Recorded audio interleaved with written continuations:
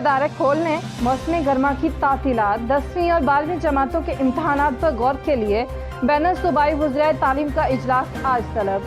Corona में मुब्तला वफाकी वज़ीर शफकत महमूद भी मुकम्मल सेहतयाब हो गए।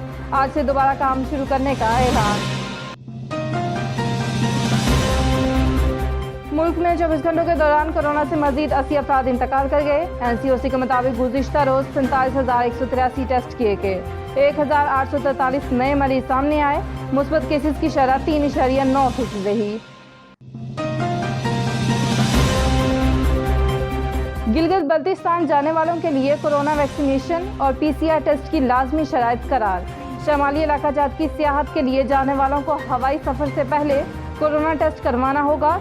30 साल से ज्यादा उम्र के मुसाफिरों को टेस्ट करवाना लाजमी होगा।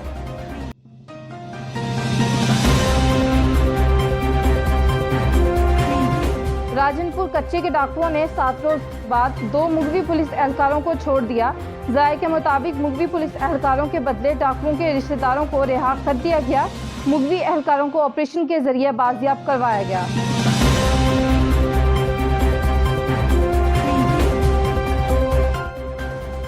नाज़रीन, हेडलाइन जानिए आपने। अंडरग्राउंड न्यूज़ स्टूडियो से फिलवक्त इतना ही। मज़ीद खबरों और अपडेट्स के लिए देखते रहिए अंडरग्राउंड न्यूज़।